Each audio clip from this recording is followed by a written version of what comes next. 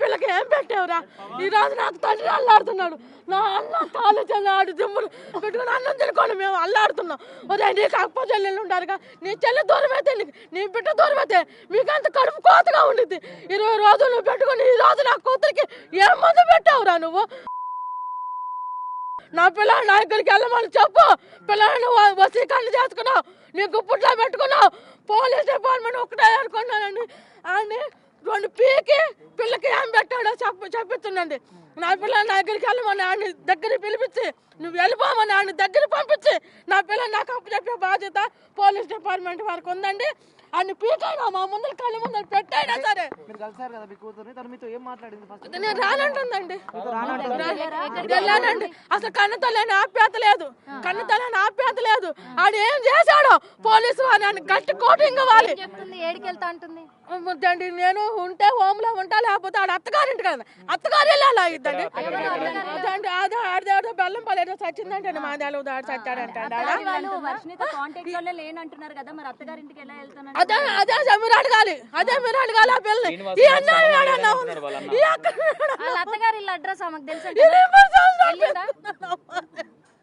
మేమేమైపోవాలమ్మా?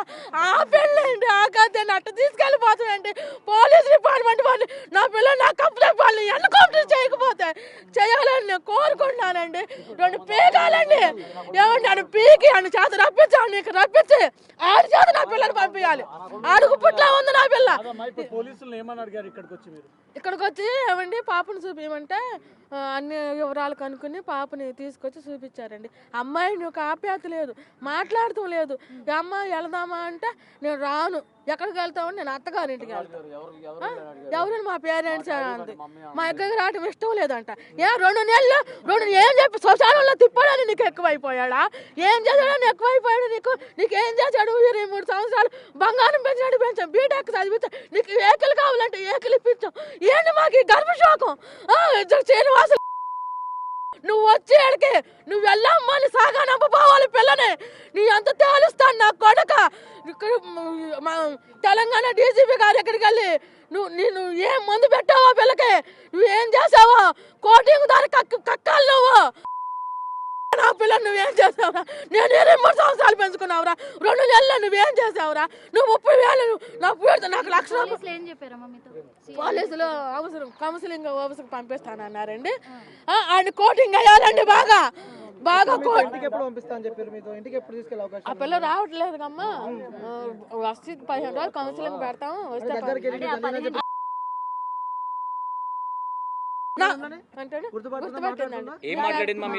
మా దాసులు ఏం మాట్లాడండి. అమ్మ వెళ్దాం అంటే నేను రాను.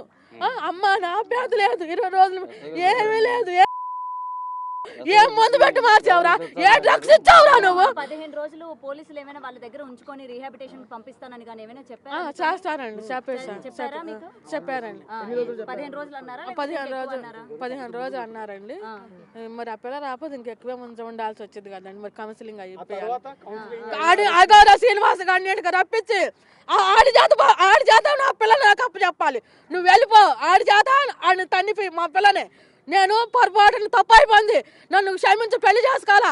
అది ఒట్టది పెళ్లి, ఇది పెళ్లి కాదు. నేను అటు ఇటు కాను అని ఆడు తప్పు ఆడప్పుకొని ఆడి చేతుల మీద నా పిల్లని నాకు అప్పు చెప్పాలి. ఈ అన్యాయం ఏడన్నా ఉంది, ఈ అక్రమం ఏడన్నా ఉందా? నువ్వు అగోరి దొంగ వేషంలో వచ్చి కావ పిశాచురా నువ్వు.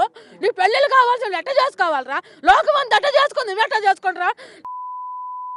నేను చెప్పుదంతా నా కొడుకు ఎదురుంటప్పుడు ఎట్ట తన్నావన్నా నా కొడక.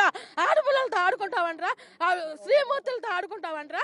23 సంవత్సరాల పిల్లలు ఆగం చేసి మా అమ్మాయిది ఏం తప్పు లేదండి, తప్పులేదు. ఆడుకొడుకు వచ్చే ఏం మందు పెట్టాడో పోలీస్ డిపార్ట్మెంట్ కూడా తన్ని కక్కియాలి. ఆయన ఇక్కడికి రప్పించి వెళ్ళిపోమ్మా, నా తప్పు అయిపోయింది, నేను చేసుకోవాలి, నేను సాక్కోవాలని చెప్పాలి. నీకెవరు ఏడ్చండిరా? ఎవడా శ్రీనివాసులు? నీకు చెప్పు తెగపోయింది నా కొడక. ఇజ్రాయెల్ అందరూ వాళ్ళు అక్కడికి ఆ పేరు ఏం పేరు మాదిరి వాళ్ళందరూ నిన్ను వ్యతిరేకించారు, అందరూ వ్యతిరేకించారు. నువ్వు దొంగ గోరివంట, నువ్వు దొంగ మాతావంట, దొంగవడమంట. నువ్వు లంజా కొడక చంపలు పగిలిపోతాయి. నువ్వు వచ్చేసి మర్యాదగా నాది తప్పు అయిపోయిందమ్మా, నీది పెళ్లి కాదు, నేను ఎటు సాక్కోలేను, నేను అటు ఇటు కానోళ్ళని నువ్వు నీ తప్పు ఒప్పుకొని ఆయన చేతి మీదుగా నా బిడ్డ నాకు అప్పు చెప్పి అంటే మీరు ఇప్పుడు ఏమనుకుంటారు మీ ఇంటి దగ్గర ఉన్నప్పుడే ఈ మందు పెట్టడం కావచ్చు వసీకరణ జరిగింది మా ఇంటి అనుకుంటారు పెట్టినప్పుడు లేదంటే జరగల. మీ ఇంటి దగ్గర నుంచి తీసుకెళ్లిన తర్వాత మా జరిగింది ఇంటి దగ్గర నుంచి తీసుకెళ్ళాక ఆడు మందు పెట్టాడు. ఏం పెట్టాడో పోలీస్ డిపార్ట్మెంట్ వాడు అనుకుంటే పీకాలి, పీక నిజం కక్కియాలి. మరి అమ్మాయి వెళ్ళేటప్పుడు మందు లేదంటున్నారు కదా, మరి ఎట్లా వెళ్ళింది? మీ అమ్మాయి తప్పు లేకపోతే ఇష్టపడే కదా వెళ్ళింది. అంటే ఇక్కడ 4 రోజులు ఎందుకంటే మధ్యలో పెట్టింది, మామూలు సరదాగా తిరుగుతాకన్నా ఆ మందులో పడిపోయి వెళ్ళింది. అంటే మీరు విత్ ఎవిడెన్స్ తో మాట్లాడుతున్నారా మందు గుర్తు పెట్టాడని ఎవిడెన్సే. ఊడికి ఏదో మీ అమ్మాయి మారింది ఎవిడెన్సే. శివరుద్ర స్వామి గారు చెప్పాడు అమ్మాయికి చాలా ప్రమాదకరమైన వశీకరణ చేసిందని. ఉంటదట అట్లా ఉంటదట ఉంటాయంట.